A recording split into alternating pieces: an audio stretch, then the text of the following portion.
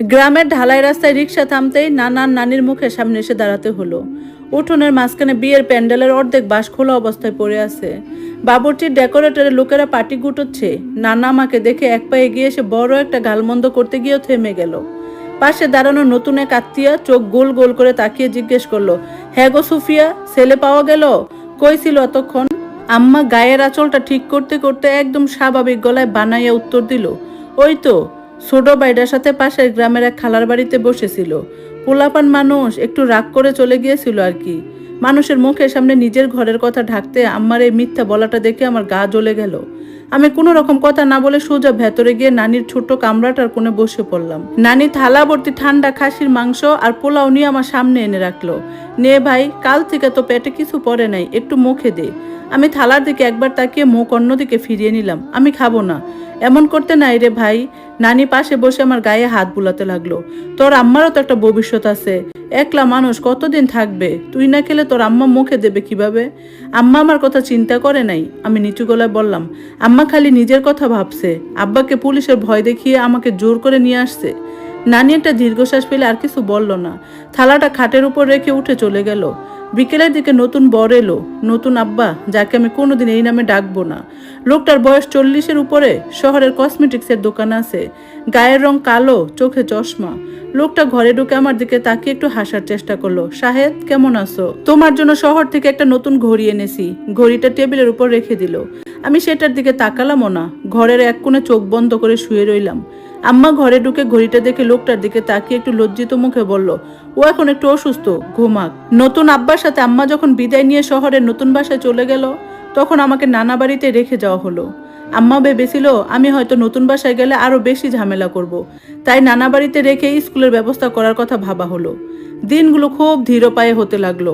স্কুলে যাওয়া বন্ধ, বাইরের বন্ধুদের সাথে খেলাধুলা বন্ধ। ঘরের কোণে শুয়ে শুয়ে কেবল আব্বার সেই মুখটা ভেসে উঠত। আব্বা কিভাবে আছে? সেই স্যাঁতস্যাঁতে মেজ ঘরটাতে কি রাতে ঠিকমতো ঘুমায়? আব্বার কি শরীর আরো খারাপ হলো? 4 দিনের দিন সন্ধ্যায় আমি পাশের বাড়ির রাশেদের কাছে গেলাম। রাশেদ আমার বয়সী। ওর বাবার একটা পুরনো নোকিয়া বাটন ফোন আছে। রাশেদ, তোর আব্বার ফোনটা একটু দিবি, একটা জরুরি কল করব। রাশেদ একটু ইতস্ত করে বলল, আমার আব্বা তো দোকানে, ফোন তো ঘরেই আছে, কারে ফোন দিবি? আমার আব্বাকে। আমি মিনতি করে বললাম, একটু দে না ভাই, খালি 2টা কথা বলবো। রাশেদ ঘর থেকে ফোনটা এনে আমার হাতে দিল। 1 বছর আগে যখন আব্বা আম্মার সাথে যোগাযোগ করার চেষ্টা করত, তখন একটা কাগজে আব্বার ফোন নাম্বারটা লিখে দিয়েছিল। সেই 11টা ডিজিট আমার মুখস্থ ছিল। আঙ্গুল কাঁপতে কাঁপতে নাম্বারটা তুললাম। সবুজ বোতাম চাপার পর ওপাশে রিং হতে লাগলো। আমার বুকের ভেতর যেন 100টা হাতুড়ি একসাথে পিটছিল। কয়েক সেকেন্ড রিং হওয়ার পর ওপাশ থেকে সেই খসখসে পরিচিত গলাটা ভেসে এলো। হ্যালো আব্বা। আমি ধরে রাখতে পারলাম না, এক নিঃশ্বাসে বলে উঠলাম। ওপাশে কয়েক সেকেন্ড একদম নিথর নীরবতা। তারপর আব্বার থর থরে করে কাপা গলা শোনা গেল, শাহেদ, তুই তুই কই থেকে ফোন করছিস বাবা?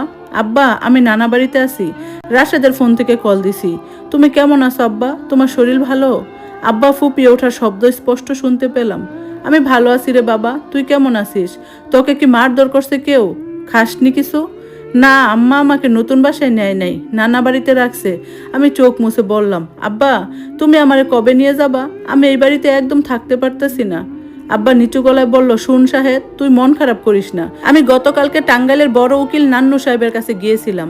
উনি সব কাগজ দেখে বলেছেন কাস্টডির ফাইল আবার রিওপেন করা যাবে, কারণ তোর বয়স এখন 12 বছর। তোর নিজের মতামত জজ সাহেব শুনবেন। সত্যি আব্বা? আমার বুকের ভেতরে পুরনো অন্ধকারটা যেন এক মুহূর্তে কেটে গেল। হ্যাঁ রে বাবা, আব্বা রুদ্ধ গলায় বলল। আমি দিনরাত দোকানে খাটছি, অতিরিক্ত কাজ নিচ্ছি যাতে উকিলের ফিটা জোগাড় করতে পারি। তুই শুধু একটু ধৈর্য ধর আর শুন, পড়াশোনাটা একদম বন্ধ করিস না, বইগুলো খুলে বসিস। তুমি ঠিক মতো খেয়েও আব্বা, ওই ঘুমের ওষুধ বেশি খাইও না। আমি কান্নার তোরে বললাম, না রে, এখন আর ওষুধ লাগে না। তুই ফোন করছিস, আজ আমার এমনিতেই ঘুম আসবে। তুই ভালো থাকিস বাবা। কলটা কেটে দেওয়ার পর ফোনটা রাশেদের হাতে ফেরত দিলাম। রাশেদ অবাক হয়ে আমার দিকে তাকিয়ে রইল। বাড়ি ফেরার পথে গ্রামের মেঠো রাস্তা যখন হাঁটছিলাম, তখন মাথার উপর সন্ধ্যের অন্ধকার নেমে আসছে। চারপাশের গাছে গাছে জোনাকি জ্বলছে। মনটা ভারী হলেও বুকের ভেতরে এক অদ্ভুত জোর পাচ্ছিলাম।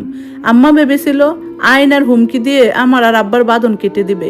কিন্তু আম্মা জানে না, যে সম্পর্কের গোড়ার আসল টান থাকে তা আদালতের এক টুকরো কাগজে কোনোদিন মুছে ফেলা যায় না। ঘরে ফিরে নানিকে বললাম, নানি ভাত দাও, খাবো। নানি অবাক হয়ে আমার দিকে তাকালো, তারপর মুখে এক চিলতে স্বস্তির হাসি নিয়ে দ্রুত রান্নাঘরের দিকে ছুটে গেল। আমি জানি আমাকে এখন শক্ত হতে হবে। আব্বা ওখানে আমার জন্য লড়ছে, আর আমাকে এখানে নিজের লড়াইটা চালিয়ে যেতে হবে। দিনগুলো কেমন যেন একঘেয়ে আর থমথমে হয়ে পার হচ্ছিল। নানা বাড়িতে আমার থাকার ব্যবস্থা হলো, মনটা সব সময় টাঙ্গাইল শহরে সেই ছোট্ট দোকানে পড়ে থাকতো। স্কুলের বই খুলে বসতাম ঠিকই, কিন্তু রিডিং পড়ার ফাঁকে কেবল আব্বার সেই শুকনো মুখটা মনে পড়তো। নানা বাড়ির কেউ আমার সাথে তেমন একটা কথা বলতো না, কেবল নানি নিয়ম করে খাবার দিয়ে যেত। একদিন সকালে নতুন আব্বার কসমেটিক্সের দোকানে একটা অপ্রত্যাশিত ঘটনা ঘটলো, যা আমি কয়েকদিন পর নানা বাড়িতে বসে শুনতে পেরেছিলাম। বড় বাজারের গলিতে নতুন আব্বা আনোয়ার সাহেবের মেসাজ রূপালী কসমেটিক্স নামে একটা বেশ নামকরা পাইকারি দোকান আছে। বেলা 11টার দিকে আনোয়ার সাহেব যখন ক্যাশ বাক্স বসে হিসাব মিলাচ্ছিলেন, ঠিক তখনই দোকানের সামনে এসে দাঁড়ালো নীল রঙের একটা ময়লা শার্ট, গায়ে রোদে পোড়া ঘামের গন্ধ, চোখে মোটা ফ্রেমের চশমা, হাতে ছোট্ট একটা প্লাস্টিকের থলে। আনোয়ার সাহেব চশমাটার নাকের উপর থেকে নামিয়ে অবাক হয়ে তাকালেন। কাকে চান? আব্বা কয়েক সেকেন্ড দরজায় দাঁড়িয়ে ইতস্ত করলেন, তারপর একদম বিনয়ী গলায় বললেন, আমি খালেক, রাশেদের বাবা। নামটা শুনতেই আনোয়ার সাহেবের হাতের কলমটা খাতার উপর থমকে গেল। মুখের ভাব এক মুহূর্তে বদলে কঠিন হয়ে গেল। তিনি দোকানের কর্মচারীকে ইশারায় বাহিরে যেতে বললেন। তারপর গলার স্বর একটু উঁচিয়ে বললেন, আপনি এখানে কেন আসছেন? আপনার তো সাহস কম না? সুফিয়া আপনাকে স্পষ্ট বলে দিয়েছে না যে ছেলের কাছে যাওয়ার চেষ্টা করবেন না? আব্বা কোনো রাগ বা উত্তাপ দেখালো না, বরঞ্চ কাচের কাউন্টারের সামনে 2 হাত জোর করে দাঁড়ালো। হাত দুটো আব্বার কাঁপছিল। আনোয়ার ভাই, আমি আপনার সাথে কোনো ঝগড়া করতে আসি নাই। আব্বার গলার আওয়াজটা এতই করুণ ছিল যে দোকানের কর্মচারীটাও দরজার ফাঁক দিয়ে দাঁড়িয়ে থমকে গেল। আমি একটা ছোট মানুষ, ভাঙ্গা একটা দোকান চালিয়ে কোনো মতে পেটের ভাত জোগাড় করি। আপনার ধন সম্পদ আছে, সমাজের সম্মান আছে, সুফিয়াকে নিয়ে আপনি সুখের সংসার করেন, আমার তাতে কোনো হিংসা নাই। আনোয়ার সাহেব চুপ করে বিরক্ত নিয়ে তাকিয়ে রইলেন। আব্বা একটা লম্বা শ্বাস ফেলে পকেট থেকে ছোট মোস আর গামছাটা বের করলো। ভাই, আপনার কাছে আমার একটা ভিক্ষা। আমার ওই 12 বছরের ছেলেটা আমাকে ছাড়া বাঁচবে না, আর আমিও তাকে ছাড়া এই বয়সে একা থাকতে পারতেছি না। সুফিয়া তো নতুন সংসার পাইছে, ওর নিজের জীবন গুছিয়ে নেওয়ার জায়গা আছে, কিন্তু আমার তো শাহেদ ছাড়া আর কিচ্ছু নাই। আপনি একটু দয়া করেন, সুফিয়াকে বুঝিয়ে বলুন ও যেন ছেলেটাকে আমার কাছে দিয়ে দেয়। আমি কথা দিচ্ছি ভাই, আমি আর আমার পোলা কোনোদিন আপনাকে ধারে কাছেও ঘেসবো না, এই শহরের মুখও দেখাবো না, অন্য কোথাও গিয়ে ছোটখাটো কাজ করে খেয়ে পড়ে থাকবো। কথাগুলো বলতে বলতে আব্বার চোখের কোণ দিয়ে পানি গাল বেয়ে গড়িয়ে পড়ছিল। একজন রক্ত মাংসের বাপের এমন নিঃস্ব আত্মসম্মান দেখে আনোয়ার সাহেব এক মুহূর্তের জন্য যেন ভাষা হারিয়ে ফেললো। যে লোকটাকে সুফিয়া এতদিন মাতাল, অভদ্র আর ঝগড়াটে বলে বর্ণনা করেছে, তার সামনে দাঁড়িয়ে থাকা এই অসহায় মানুষটার চেহারা যেন সম্পূর্ণ অন্য কথা বলছিল। আব্বার এক মুহূর্ত সেখানে দাঁড়ালেন না, হাত জোর করে মাথা নিচু করে দোকান থেকে বের হয়ে গলি ধরে হেঁটে চলে গেলেন। সেদিন রাতে বাসায় আনোয়ার সাহেব আর আম্মা দুজন রাতে খাবার খেতে বসেছিলেন। টেবিলে নানা পদের খাবার সাজানো, কিন্তু আনোয়ার সাহেব যেন অন্যমনস্ক হয়ে থালায় হাত চালাচ্ছিলেন। আম্মা খেয়াল করে জিজ্ঞেস করলেন, কি হয়েছে? আজ দোকান থেকে আসার পর থেকে চুপচাপ আছো, কোনো ঝামেলা হয়েছে নাকি? আনোয়ার সাহেব পানির গ্লাসটা হাতে নিয়ে একটু সময় ভাবলেন, তারপর আম্মার দিকে সোজা তাকিয়ে শান্ত গলায় বললেন, আজ সকালে তোমার প্রাক্তন স্বামী আমার দোকানে এসেছিল। কথাটা শুনতেই আম্মার হাতের জলের গ্লাসটা থালার উপর পড়ে যেতে চাইলো। আম্মার মুখ 1 সেকেন্ডের মধ্যে ফ্যাকাশে হয়ে গেল, চোখে জমে উঠল তীব্র ভয় আর রাগ। কি বলছো তুমি? আম্মা গলার তোর বাড়িয়ে বলল, খালেক তোমার দোকানে এসে গেছে, ও নিশ্চয়ই তোমাকে গালাগালি করছে বা ভয় দেখিয়েছে। দাঁড়াও, আমি কালই ভাইকে বলে ওর ব্যবস্থা করছি। আনোয়ার সাহেব আম্মার এত দ্রুত উত্তেজনা একটু অবাক হলেন। তিনি হাত তুলে আম্মাকে থামালেন। না সুফিয়া, ও আমাকে কোনো হুমকি দিতে আসে নাই, এমনকি একটা খারাপ কথাও বলে নাই। আম্মা থমকে গেল। তাহলে কেন গিয়েছিল ও? আনোয়ার সাহেব চেয়ার থেকে উঠে আস্তে আস্তে আম্মার পেছনে এসে দাঁড়ালেন। অত্যন্ত সহজ আর ভারী গলায় সুফিয়ার কাঁধে একটা হাত রাখলেন। আম্মা ঘাড় তুলে আনোয়ার সাহেবের দিকে তাকালো। লোকটা আমার কাছে এসে কান্নাকাটি করছিল সুফিয়া। আনোয়ার সাহেব নিচু গলায় বললেন, সে আমার পা ধরার বাকি রেখেছিল। বলল, তুমি তো নতুন সংসার পেয়েছো, নতুন করে জীবন শুরু করেছো, কিন্তু তার তো আর কেউ নেই। ছেলেটাকে সে খুব ভালোবাসে। সে হাত জোর করে আকুতি জানিয়ে গেল, তুমি যেন শাহেদকে তার কাছে ফিরিয়ে দাও। সে কথা দিয়েছে ছেলেটাকে নিয়ে সে আর কোনোদিন আমাদের সামনে আসবে না, অন্য কোনো শহরে চলে যাবে। আম্মা ঝটকা মেরে কাঁধ থেকে আনোয়ার সাহেবের হাতটা সরিয়ে দিয়ে উঠে দাঁড়ালো। তুমি ওর মিষ্টি কথা ভুলে গেছো? ও একটা অভিনয় বাস। আমি কোর্ট থেকে অনেক কষ্ট করে ছেলেকে কাছে নিয়ে আনছি, এখন ওকে আবার ওই ভিখারির হাতে তুলে দেব? কখনোই না। আনোয়ার সাহেব দীর্ঘশ্বাস ফেলে বলেন, সুফিয়া রাগ করো না, মাথা ঠান্ডা করে একটু চিন্তা করো। আমি লোকটার চোখে কোনো নাটক দেখিনি। একজন বাপের আসল কান্না চেনা যায়। তার উপর শাহেদও কিন্তু আমাদের এই বাড়িতে বা নানা বাড়িতে এক মুহূর্তের জন্য শান্তিতে নেই। ছেলেটার মুখটা দেখছো কোনোদিন? ও মানসিকভাবে ভেঙে পড়েছে। তুমি নিজের জেদ মেটাতে গিয়ে বাচ্চাটার জীবন নষ্ট করছো না তো? আম্মা ঘরের মাঝখানে দাঁড়িয়ে হাঁপাচ্ছিল। আনোয়ার সাহেবের এই সোজা প্রশ্নটা যেন আম্মার ভেতরে শক্ত অহংকারটাকে ভেঙে চুরমার করে দিল। আম্মা ভেবেছিল নতুন স্বামী খালাকের উপর রাগ দেখাবে, কিন্তু সেখানে আনোয়ার সাহেব উল্টো খালাকের পক্ষে কথা বলছে। শাহেদ আমার ছেলে, আম্মা চিৎকার করে বলল। ওর ভালো মন্দ বোঝার দায়িত্ব আমার, কিন্তু ও তো তোমাকে চায় না সুফিয়া। আনোয়ার সাহেব একদম বাস্তব কথাটা সামনাসামনি বলে দিলেন। ছেলেটা দিনে দিনে শেষ হয়ে যাচ্ছে, তুমি ওকে জোর করে আটকে রেখে নিজের অপরাধ বোধ ঢাকতে চাইছো। আমার মনে হয় শাহেদকে তার বাপের কাছে যেতে দেওয়াটাই সবার জন্য ভালো হবে। আমাদের নতুন সংসারে অন্তত শান্তি আসবে। আনোয়ার সাহেব আর কোনো কথা না বাড়িয়ে ঘরের বাইরে চলে গেলেন। আমার ড্রেসিং টেবিলের আয়নার সামনে এসে দাঁড়ালো। ঘরের বাতির আলোয় নিজের মুখের দিকে তাকালো। যে ছেলে তাকে ছেড়ে বাপের কাছে পালিয়ে যায়, যে প্রাক্তন স্বামী নতুন স্বামীর পায়ে ধরে আকুতি মিনতি করে, তাদের উপর আর কিভাবে রাগ ধরে রাখা যায়? আমার চোখ দিয়ে হঠাৎ করে কয়েক ফোঁটা পানি গাল বেয়ে নেমে এলো। এই পানির মধ্যে রাগের চেয়ে বেশি ছিল পরাজয়ের যন্ত্রণা। আম্মা এতদিন যা কিছু আঁকড়ে ধরে রাখার চেষ্টা করেছিল, তা যেন বালি দিয়ে তৈরি ঘরের মতো এক এক করে ধসে পড়ছে। পরদিন সকালে নানা বাড়িতে যখন আমি টিউবওয়েলের মুখ ধুচ্ছিলাম, তখন হঠাৎ দেখি গেট দিয়ে আম্মা ঢুকছে। আম্মার হাঁটাহাঁটির ধরন আর মুখের ভাব দেখে বুঝলাম বড় কোনো কিছু একটা ঘটে গেছে। আম্মা সোজা আমার সামনে এসে দাঁড়ালো, তার চোখে ঘুমহীন রাতের ছাপ স্পষ্ট। শাহেদ, আম্মা একদম শুকনো গলায় বলল, তোর জামা কাপড়গুলো ব্যাগে তুল, আজ বিকেলে আমি তোকে টাঙ্গাইলে তোর বাপের দোকানে রেখে আসবো। আমি হাতের পানি মোছা থামিয়ে একদম স্তব্ধ হয়ে আম্মার দিকে তাকিয়ে রইলাম। আমার বিশ্বাসই হচ্ছে না আম্মা এই কথাটা নিজের মুখে বলছেন। আম্মার কথাটা শোনার পরে কয়েক সেকেন্ডের জন্য আমি যেন কানকে বিশ্বাসই করতে পারছিলাম না। হাতের গামছাটা ধরে ঠায় দাঁড়িয়ে রইলাম। আম্মা আর আমার দিকে না তাকিয়ে সোজা ঘরে ঢুকে গেল। ঘন্টা খানেকের মধ্যে নানি ব্যাগে আমার কয়েকটা ধোয়া জামা কাপড় গুছিয়ে দিল। নানির চোখে পানি। নানি হয়তো বুঝতে পেরেছিল এই ভিটের চেয়ে বাবার সেই ছোট্ট ঘরটাতে আমার মনের আসল শান্তি। আম্মা যখন ঘর থেকে বের হলো, তখন তার হাতে ছোট্ট একটা হ্যান্ডব্যাগ। উঠানে নানা দাঁড়িয়েছিলেন মুখ ভার করে, কিন্তু আম্মা নানার সাথে কোনো কথা বলল না। আমাকে ইশারায় ডাকলো, চল। আমরা দুজন হেঁটে গ্রামের কাঁচা রাস্তা ধরে বড় রাস্তার দিকে চললাম। মোড়ের কাছে পৌঁছানোর পর আম্মা হঠাৎ দাঁড়িয়ে গেল। চারপাশে তখন কেউ নেই, কেবল রাস্তার পাশে তাল গাছগুলোর পাতায় বাতাসে ঝিঝি শব্দ। আম্মা হঠাৎ কোনো কিছু না বলে রাস্তার উপরে হাঁটু গেড়ে বসে আমাকে শক্ত করে জড়িয়ে ধরলো। আমার বুকের ভেতর থেকে আসা এক অদ্ভুত কান্নার তোড়ে তার শরীর কেঁপে উঠলো। আমার ঘাড়ের উপর আম্মার তপ্ত চোখের পানি এসে পড়লো। আম্মা আমার গালে কপালে বারবার চুমু খাচ্ছিল। আম্মার এই রূপ আমি আগে কোনোদিন দেখিনি। আমাকে তুই কোনোদিন বুঝলি না রে বাপ, আম্মা ফুপিয়ে কেঁদে উঠে বলল। আমারে তুই একদম পর করে দিলি, তাই না? তুই তো সবই বুঝিস, তাহলে আমি কেন তোর বাপের কাছ থেকে চলে আসছিলাম এইটুকু কেন বুঝিস না? আমি একদম স্তব্ধ হয়ে দাঁড়িয়ে রইলাম, মুখ দিয়ে একটা শব্দ বের হলো না। আম্মা আমার গাল দুটা দুই হাতে চেপে ধরে আমার চোখের দিকে তাকালো। আমার চোখ দুটো একদম লাল।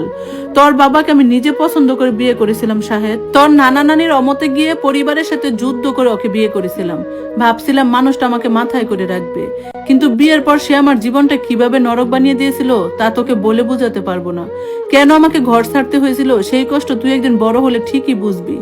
আম্মা একলহমায় নিজের শাড়ির আঁচল দিয়ে চোখ দুটো মুছে ফেললো। তারপর ভ্যানিটি ব্যাগটা খুলে ভেতর থেকে বেশ কিছু টাকা বের করে জোর করে আমার পকেটে গুজে দিল। তোর পকেটে টাকা দিয়ে তো সংসার চলবে না, এই টাকাগুলো রাখ। আর তোর বাপকে বলিস আমি যেন আর কোনোদিন কোনো ঝামেলায় না পড়ি। তুই আমাকে ভুল বুঝিস না শাহেদ, 10 মাস তোকে পেটে রাখছি। কোনো মা চায় না তার সন্তান তার থেকে দূরে থাক।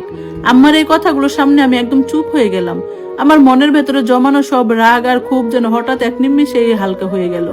একটা 12 বছরের ছেলের পক্ষে মা আর বাবার এই জটিল হিসেব নিকাশ বোঝা সম্ভব ছিল না।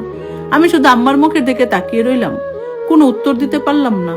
আম্মা উঠে দাঁড়িয়ে আবার স্বাভাবিক হওয়ার চেষ্টা করলো। গায়ের শাড়ির আঁচলটা ঠিক করে বলল, চল, গাড়ি ছাড়ার সময় হয়ে গেছে। লোকাল বাসে ওঠার পর পুরোটা পথ আম্মার এক বর্ণ কথা বলল না। জানালার বাইরে তাকিয়ে রইল, কিন্তু তার একটা হাত আমার হাতটাকে শক্ত করে ধরে রেখেছিল, যেন বাসের প্রতিটি ঝাঁকুনিতে সে নিজের ভেতরে মায়ের অস্তিত্বটুকু আঁকড়ে ধরে রাখার চেষ্টা করছে। বিকেলে গড়িয়ে যখন সন্ধ্যা নামার মুখে, তখন বাস টাঙ্গাইল বাস স্ট্যান্ড এসে পৌঁছালো। সেখান থেকে রিক্সা নিয়ে সোজা সেই চেনা গলির ইলেকট্রনিক্স এর দোকানের সামনে। দোকানের ভেতর একটা টেবিল ফ্যানের কয়েল বাঁধানোর কাজ করছিল আব্বা, ময়লা শার্ট, চোখে চশমা। রিক্সা থেকে নেমে আম্মা আমাকে নিয়ে দোকানের সামনে গিয়ে দাঁড়ালো। আব্বা রিক্সার আওয়াজ পেয়ে মাথা তুললেন। আমাদের দুজনকে একসাথে দাঁড়িয়ে থাকতে দেখে আব্বার হাতের তারের কয়েকটা মেঝেতে পড়ে গেল। চশমাটা নাকের উপর থেকে সরে নিচে নেমে এলো। আব্বা যেন নিজের চোখকে বিশ্বাস করতে পারছিলেন না। আম্মা এক পা এগিয়ে গিয়ে দোকানের কাউন্টারের সামনে দাঁড়ালো। গলার স্বরটা অসম্ভব কড়া আর শক্ত শোনালো। খালেক। আম্মা আব্বার দিকে সোজা তাকিয়ে একদম কড়া গলায় বলল, আমার ছেলেকে তোমার কাছে রেখে গেলাম, কিন্তু একটা কথা ভালো করে কান খুলে শুনে রাখো। যদি ওর কোনো কিছু হয়, যদি ও না খেয়ে থাকে বা অসুস্থ হয়, তবে মনে রেখো সেই দিনই তোমার শেষ দিন। কোর্টের কাগজ কিন্তু এখন আমার কাছে আছে। এক নিমিষে তোমাকে জেলে পাঠাবো। আব্বার মুখটা থমকে গেল। তিনি কোনো কথা বললেন না, শুধু মাথা নিচু করে দাঁড়িয়ে রইলেন। আম্মা এবার আমার দিকে ফিরলো। তার কড়া চোখের ভাবটা এক নিমিষে হারিয়ে গিয়ে সেখানে জমে উঠলো চোখের জল। আম্মা আবার আমাকে দু হাতে শক্ত করে জড়িয়ে ধরে ফুপিয়ে উঠলো। পড়াশোনা মন দিয়ে করবি বাবা। আম্মা আমার কপালে একটা লম্বা চুমু খেয়ে বলল, কোনো কষ্ট হলে, কিছু দরকার হলে সাথে সাথে আমাকে ফোনে জানাবি, বুঝলি? আম্মার এক সেকেন্ডও দাঁড়ালো না। শাড়ির আঁচল দিয়ে মুখ মুছতে মুছতে হন হন করে রিক্সার দিকে হেঁটে গেল। রিক্সায় উঠে বসতে রিক্সাওয়ালা প্যাডেল মারতে শুরু করলো। আমি গলির মুখে দাঁড়িয়ে আম্মার চলে যাওয়া দেখতে লাগলাম। রিক্সাটা আস্তে আস্তে গলির মোড়ে মিলিয়ে যেতেই হঠাৎ আমার বুকের ভেতরটা ফাঁকা হয়ে গেল। অদ্ভুত এক কষ্ট এসে গলাটা চেপে ধরলো। আমি তো এটাই চেয়েছিলাম।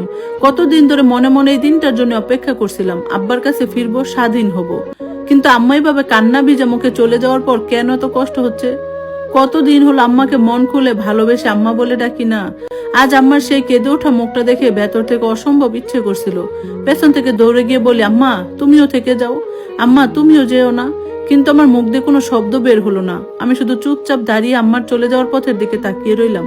পকেটে রাখা আম্মার দেওয়া টাকাগুলো তখন আমার হাতের ছোঁয়ায় ভীষণ ভারী ঠেকছিল। রিক্সার শব্দটা গলির মোড়ে মিলিয়ে যাওয়ার পর আমি দাঁড়িয়ে রইলাম। পকেটের ভেতর আম্মার জোর করে গুজে দেওয়া টাকাগুলো হাত দিয়ে শক্ত করে চেপে ধরেছি। কেমন যেন একটা অস্বস্তি পুরো শরীরে কাজ করছে। কত বছর ধরে ভেবেছি আব্বার কাছে চলে আসব, কোনো ঝামেলা থাকবে না। কিন্তু আম্মা যখন কপালে ওইভাবে চুমু দিয়ে কেঁদে কেঁদে চলে গেল, মনটা কেমন যেন একদম ভারী হয়ে গেল। হঠাৎ আব্বা পেছন থেকে এসে আমার হাতটা শক্ত করে ধরে ফেললো। আব্বার চোখের চশমাটা একদম ঝাপসা হয়েছিল। আম্মার মুখ না দেখে শোনা করা কথাগুলো, গলির মানুষের তাকানো, সবকিছু তো আব্বারই সহ্য করলো। আব্বার রাস্তায় হাঁটুর উপর ভর দিয়ে বসে আমাকে শক্ত করে জড়িয়ে ধরে একদম ছোট বাচ্চার মতো কেঁদে দিল। আব্বার গায়ের ঘামের গন্ধটা নাকে আসতে আমার বুকের ভেতরটা কেমন করে উঠলো। আব্বার শরীরটা থরথর করে কাঁপছিল। শাহেদ, সত্যি চলে আসলি তুই? আর যাবি না তোরে বাবা?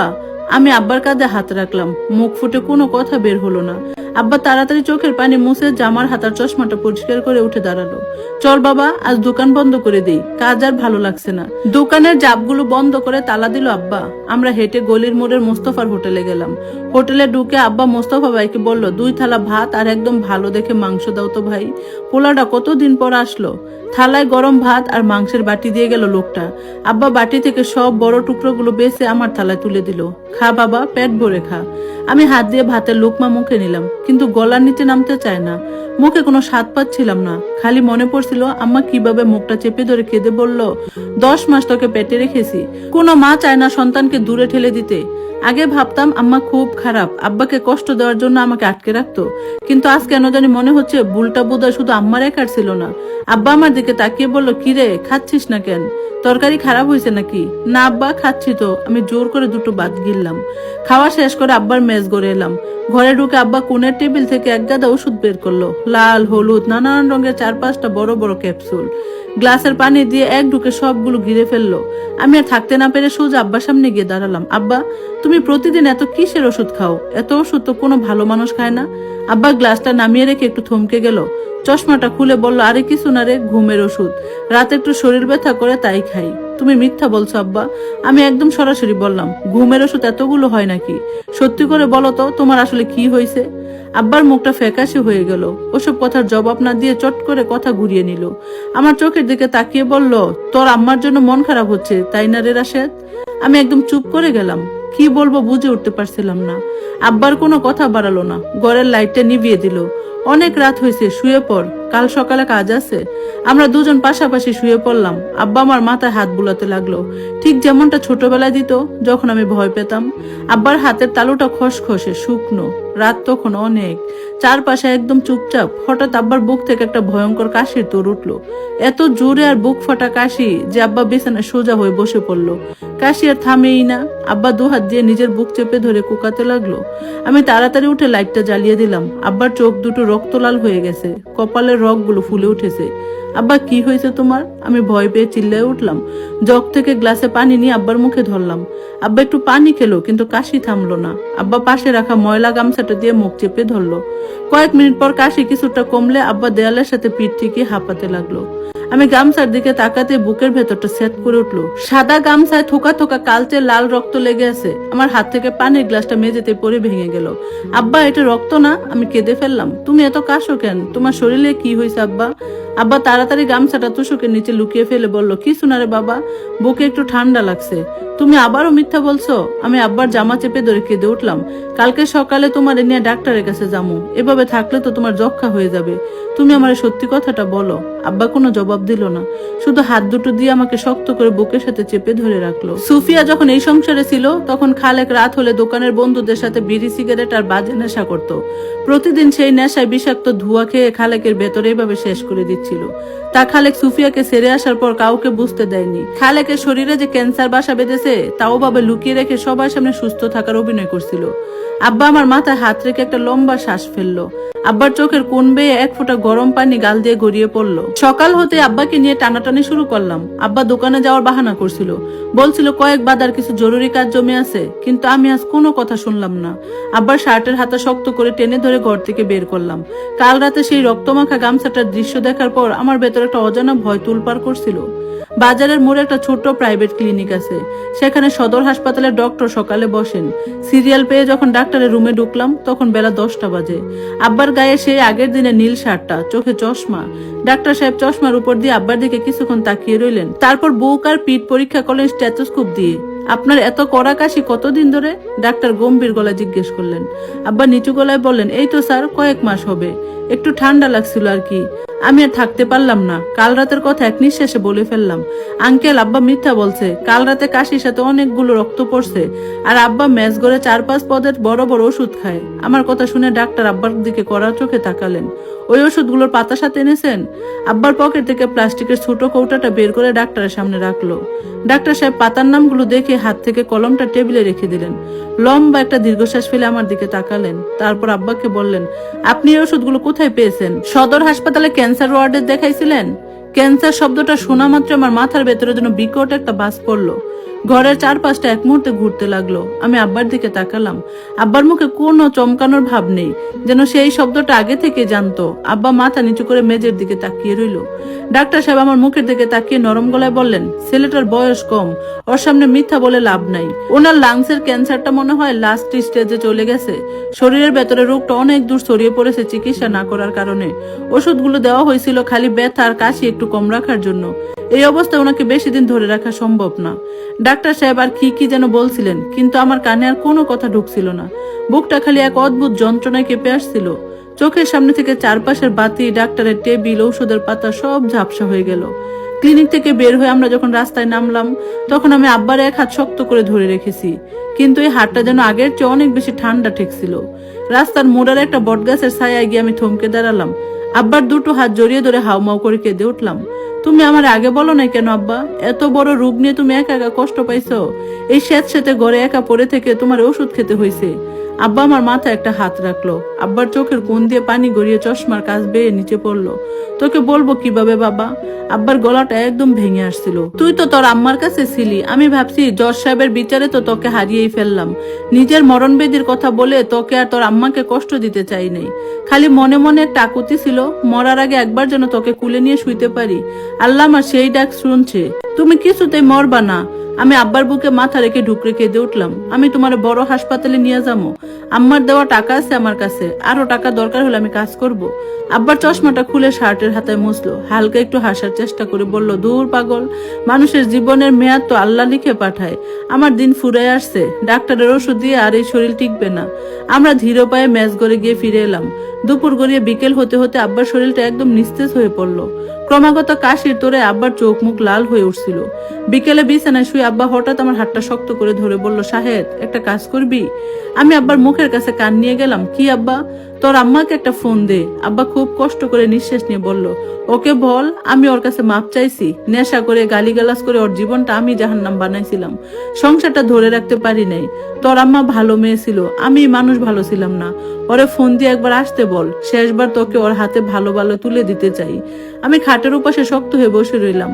আম্মা সেই চলে যাওয়ার দিনের দৃশ্যটা চোখের সামনে ভেসে উঠলো।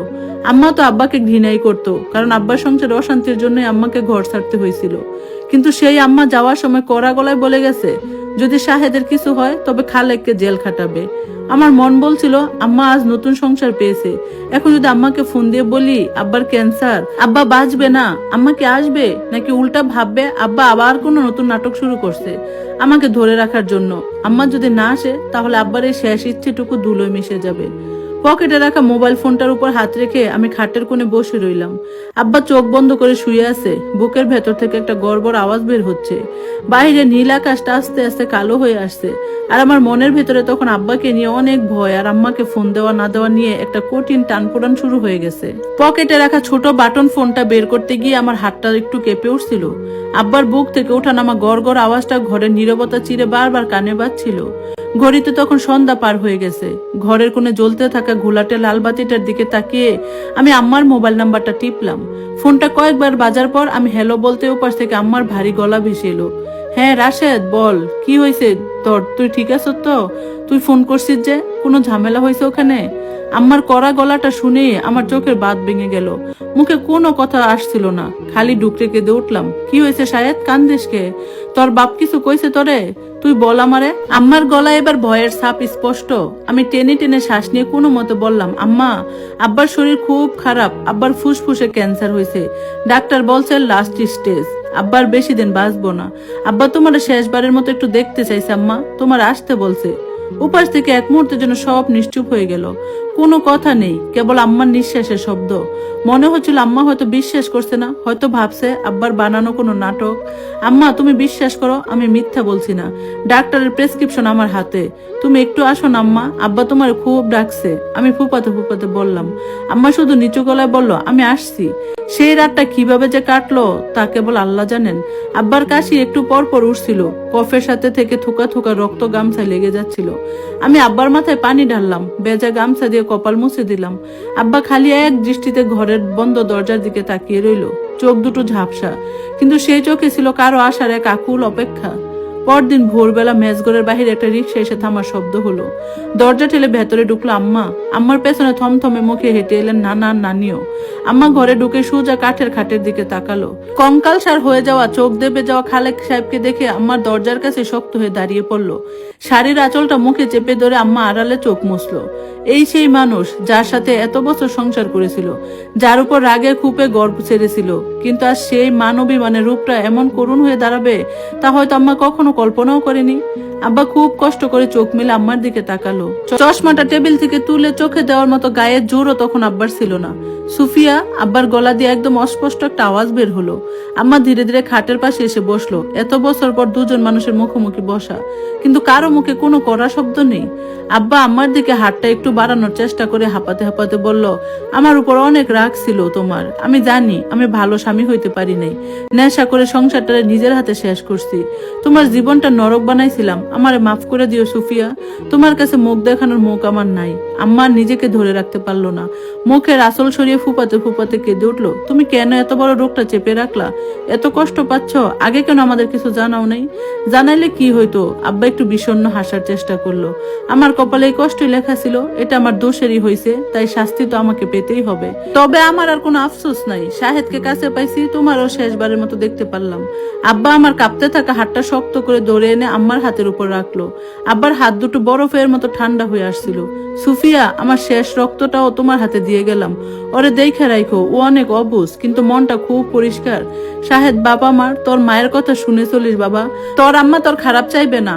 আব্বা আম্মার সেই বরফ শীতল হাত দুটো চেপে ধরে বলল, আমি মাফ করে দিছি তোমাকে, তুমি চিন্তা করো না, শাহেদ আমার কাছেই থাকবে। কথাগুলো শোনার পর আব্বার মুখে যেন এক অদ্ভুত শান্তির ছায়া নেমে এলো। জীবনের সব দেনা পাওনার হিসাব যেন এক লহমায় মিটে গেল। আব্বা আস্তে করে চোখ দুটো বন্ধ করলো। আব্বার বুকের ভেতরে সেই ভয়ঙ্কর গড়গড় আওয়াজটা আস্তে আস্তে একদম থেমে গেল। ঘরটার ভেতরে তখন কেবল আম্মার আর আমার কান্নার শব্দ। আমি আব্বাকে জড়িয়ে ধরে জোরে জোরে চিৎকার করে কান্না করতে লাগলাম। খবর পেয়ে বিকেলের মধ্যে গ্রাম থেকে আব্বার চাচা আর চাচাতো ভাইয়ের এসে পৌঁছালো। মেজঘরের সামনে ছোট গলিটাতে মানুষের ভিড় জমে গেল। বিকেল গড়িয়ে যখন আব্বার লাশটা ধুয়ে সাদা কাফনের কাপড়ে পেঁচানো হলো, তখন আমার মাথার ভেতরে সবকিছু যেন উলটপালট হয়ে গেল। এতক্ষণ কেঁদে যাওয়ায় আমি আর নিজেকে সামলাতে পারলাম না। খাটিয়াটা যখন লোকজন কাঁধে তোলার জন্য এগুলো, আমি এক ছুটে গিয়ে কাফনে মোড়ানো আব্বার বুকের উপর আশ্রয় পড়লাম। আব্বার শরীর ঠান্ডা। তোমরা আব্বারে কই নিয়ে যাচ্ছ? আব্বারে মাটির নিচে নিয়ে যেও না, আমি আব্বাকে ছাড়া কোথায় থাকবো? আমি চিৎকার করে কান্না শুরু করলাম। আব্বার চাচা আমাকে টেনে তোলার চেষ্টা করলো। শাহেদ, বাবা কেঁদো না, আব্বাকে কবরস্থানে দিতে হবে, শেষ বিদায় জানাতে হবে। না, আমি উঠবো না। আমি আব্বার কাফনের কাপড় শক্ত করে জড়িয়ে ধরে রাখলাম। আমিও আব্বার সাথে যাবো, আমারও আব্বার সাথে মাটির নিচে দিয়ে দাও। আব্বা একা একা ওই অন্ধকারে থাকতে পারবো না। আমার এই আত্মনাদে আশেপাশের মানুষের চোখ দিয়ে পানি গড়িয়ে পড়ছিল। আম্মা দৌড়ে এসে আমাকে পেছন থেকে 2 হাতে জড়িয়ে টেনে তোলার চেষ্টা করলো, কিন্তু আমি তো তখন আর আম্মার কোনো কথা শুনছিলাম না। 12 বছরের একটা ছেলের গায়ে এত জোর আসতে পারে তা কেউ ভাবেনি। আমি আম্মার হাত ছাড়াইয়া আব্বার কফিনের উপর আবার ঝাঁপিয়ে পড়লাম। আম্মা, সাইডা দাও আমারে, তুমি তো আমারে ছেড়েই চলে গেছিলা। আব্বাই তো আমার হাত ধরে নিয়ে আসছিল। আমি আব্বারে ছাড়া কেমনে থাকবো? নানা আর আব্বার চাচাতো ভাই মিলে অনেক কষ্টে আমাকে চেপে ধরে সরালো। কাফনের উপর থেকে আমার হাত দুটো যখন ছাড়ানো হলো, মনে হচ্ছিল আমার বুকের ভেতরে কলিজাটা কেউ টেনে ছিঁড়ে ফেলছে। পকেটের ভেতর আম্মার দেওয়া নোটগুলো আর পকেটে রাখা আব্বার প্রেসক্রিপশনটা দুমড়ে মুচড়ে যাচ্ছিল।